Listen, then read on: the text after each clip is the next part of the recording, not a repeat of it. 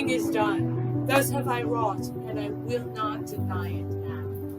That he might not escape, nor beat aside his death, as fishermen cast their huge circling net, I spread deadly abundance of rich roads and caught him fast. I struck him twice. With two great cries of agony, he buckled at the knees and fell. When he was down, I struck him the third blow, in thanks and reverence to Zeus, the lord of dead men underneath the ground. Thus he went down, and the life struggled out of him. And as he died, he spattered me with the dark red and violent driven rain of bitter savored blood to make me glad, as gardens stand among the showers of God in the birth time of the buds. Can you say that I have done this? Speak of me nevermore as the wife of Agamemnon. In the shadow of this corpse's queen, the old stark avenger of Atreus, for his revel of hate struck down this man, last blood for the slaughtered children. No shame, I think, in this man's death. And did he not, first of all, in this house, wreak death by treachery?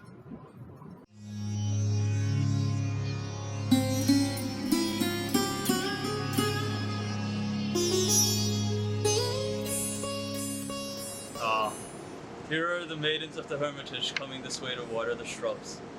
How graceful they look. I will conceal myself in the shade and watch them. This way, my dear companions, this way. Dear Shakuntala, one would think that Father Kanfa had more affection for the shrubs of the hermitage even than for you. Dear Anasuya, although my good father has charged me with this duty, I cannot regard it as a task. This be the daughter of Kanwa? Concealed behind this tree, I will watch her without raising her suspicions.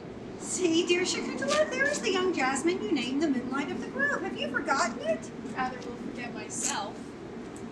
The fresh blossoms of the jasmine resemble the bloom of a young bride, and the newly formed shoots of the mango appear to make it her natural protector. Oh, dear Anasuya, do you know why Shakuntala gazes so intently at the jasmine? I cannot imagine. Pray tell me. Well, she's wishing that as the jasmine is united to a suitable tree, so she may also find a husband worthy of her. Speak for yourself, girl. This is the thought in your own mind. Would that my union with her be permissible? Yet I hardly dare hope. But away with doubt. That she is free to wed a warrior king, my heart attests. A bee is trying to settle on my face. Ah, happy bee. Thou dost the fullness of her charms enjoy. This impertinent bee will not rest quiet. My dear friends, help! Deliver me from the attacks of this troublesome bee by which I am pursued. And how can we deliver you? Call Dushyanta to your aid. The sacred groves are under the king's special protection. Perfect opportunity for me to show myself. Fear not! But if I reveal myself in this manner, they will know me to be the king. Be it so. It still persists in following me. Dare molest the gentle maids who keep their holy vigils here in Kunwa's grove. Kind sir, no outrage has been committed. Only our dear friend here has been teased by the attacks of a troublesome bee. I trust all is well with your devotional rites. All is well indeed, now that we are honored by the reception of a distinguished guest. How is it that the sight of this man has made me sensible of emotions inconsistent with religious vows? Charmingly, your friendship is in keeping with your ages and appearance. Who is this person whose manner and conversation bespeak him to be a man of high rank? I too am very curious to know. I will ask him myself. Your kind words, noble sir, fill me with confidence and prompt me to inquire of what regal family is our noble guest the ornament. What country is now mourning his absence? Peace, my heart. Anasuya is giving utterance to my own anxious thoughts. How shall I now reply?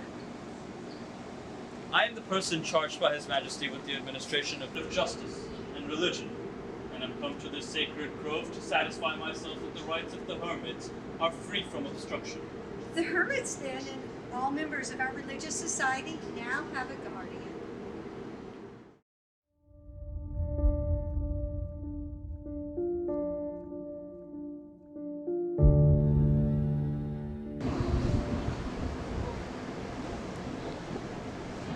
Ah, wonderful, wonderful.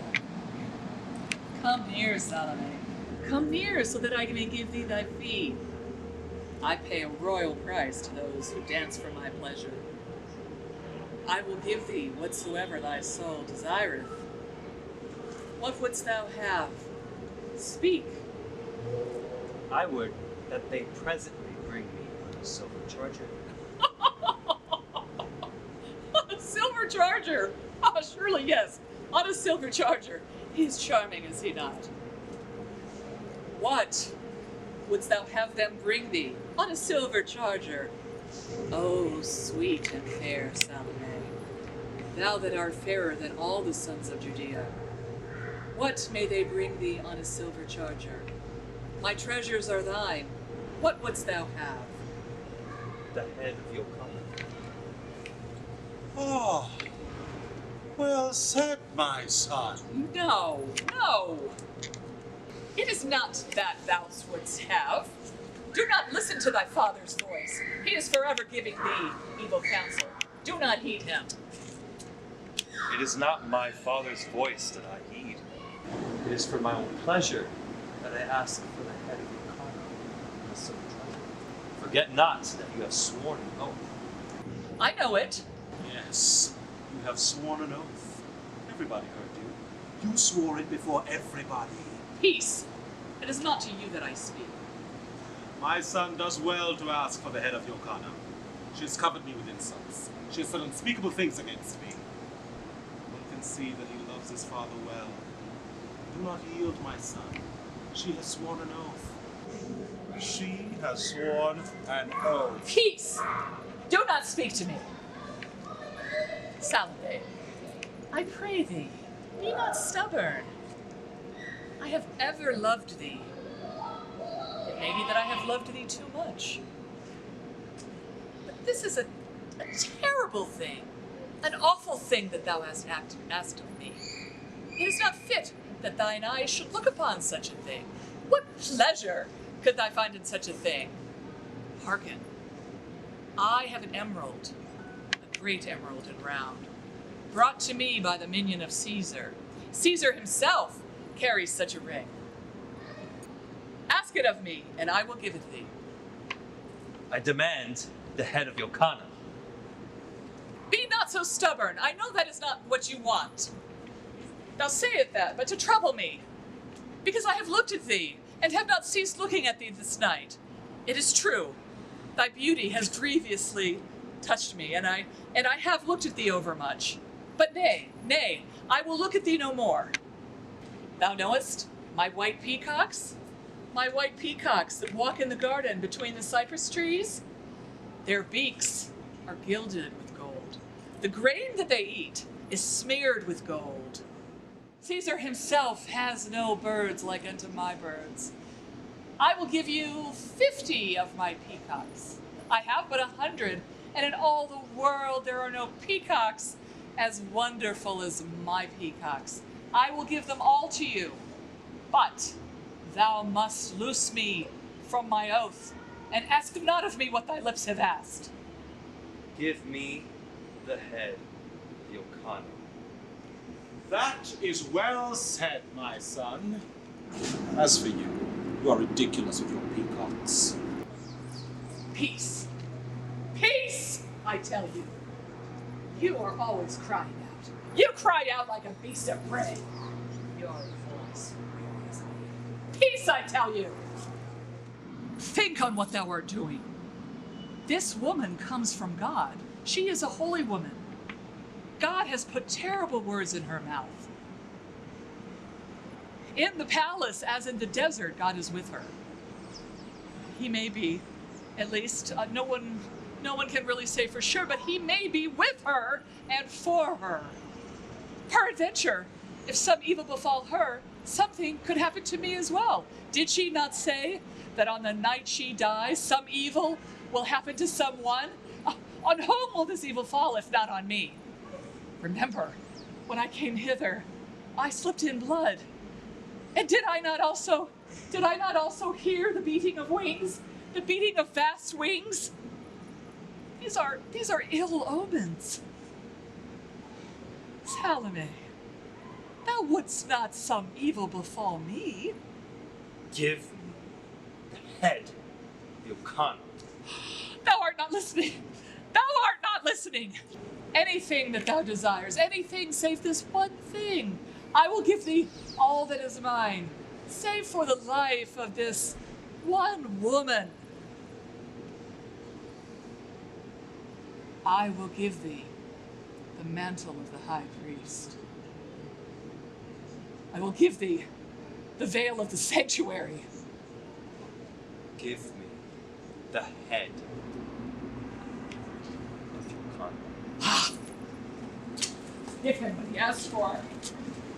In truth, he is his father's son. Where is my ring?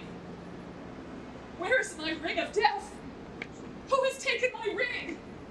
Oh, I am sure some evil will befall someone. In future, let no tetrarch ever swear an oath. If she keep it not, it is terrible. And if she keep it, it is terrible also. My son has done well. I am sure some evil will befall us.